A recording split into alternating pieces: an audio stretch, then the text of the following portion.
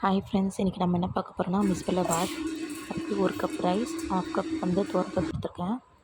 ஊற வச்சுக்கலாம். இப்போ நம்மகிட்ட இருக்க எல்லா வெஜிடபிளும் என்னென்ன வெஜிடபிள் இருக்கோ அதை கட் பண்ணி வச்சுக்கலாம். நான் பூசணிக்காய், கேரட் இதெல்லாம் எடுத்திருக்கேன். ஒரு பெரிய தக்காளி 2 கட் பண்ணி வச்சுக்கோங்க. ஒரு வெங்காயம் கட் பண்ணி வச்சுக்கோங்க. கருவேப்பிலை ஒரு 5-6 பல் வந்து பூண்டு உரித்து தட்டி வச்சுக்கோங்க. ஒரு குக்கரில் கடுகு, கொஞ்சம் வெந்தயம், சீரகம் இதெல்லாம் போட்டு நல்லா தாளிச்சுக்கோங்க. நான் வந்து ஒரு பச்சை மிளகாய், ஒரு காஞ்ச மிளகாய் எடுத்திருக்கேன். உங்களுக்கு காரம் வேணும்னா நீங்கள் எக்ஸ்ட்ரா இன்னும் 2 கூட ஆட் பண்ணிக்கலாம்.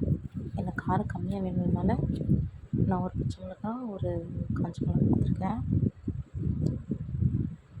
இப்போ கருவேப்பிலையும் இடிச்சு வச்ச பூண்டும் போட்டு நல்லா ஃப்ரை பண்ணி விட்டுக்கலாம்.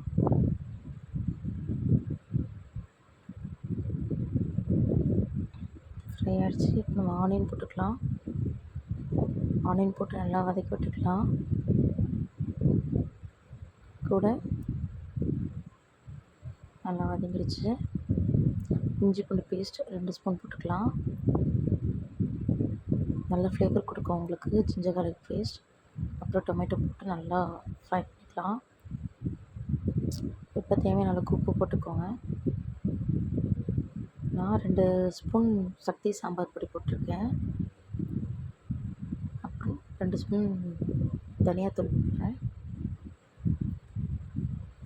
உங்களுக்கு காரம் வேணால் நீங்கள் எக்ஸ்ட்ரா ஒரு ஸ்பூன் சாம்பார் பொடி போட்டுக்கலாங்க.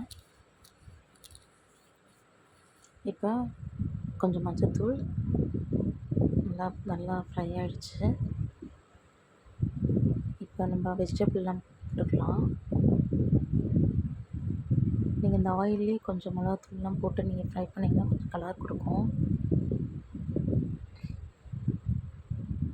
இப்போ நான் ஒரு கிளாஸ்க்கு 3 டம்ளர் தண்ணி ஊற்றுவேன். உங்களுக்கு எவ்வளோ தண்ணி வேணுமோ நீங்கள் ஊற்றிக்கலாம். நான் வந்து இப்போ 4 கிளாஸ் தண்ணி ஊற்றிருக்கேன். நல்லா மிக்ஸ் பண்ணி விட்டுக்கோங்க. நல்லா கொதி வந்தோடனே ரைஸ் போட்டு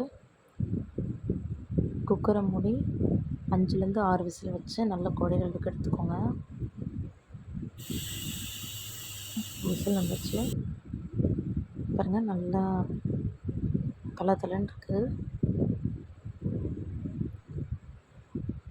நல்லா குக் ஆகிடுச்சு. இப்போ 2 ஸ்பூன் நம்ம வந்து கீ ஊற்றிக்கலாம். கொத்தமல்லி கொஞ்சம் போட்டுக்கலாம். இது ரொம்ப ஈஸி மெத்தட் தான் ஃப்ரெண்ட்ஸ். ட்ரை பண்ணி பாருங்கள். கண்டிப்பாக உங்களுக்கு பிடிக்கும். டேஸ்ட்டும் அந்தளவுக்கு ரொம்ப நல்லாயிருக்கும். இதுக்கு நம்ம அப்பளம் பொட்டேட்டோ ஃப்ரை வச்சு சாப்பிட்டிங்கன்னா ரொம்ப நல்லா டேஸ்ட்டாக இருக்கும். Thank you friends. Thank you very much.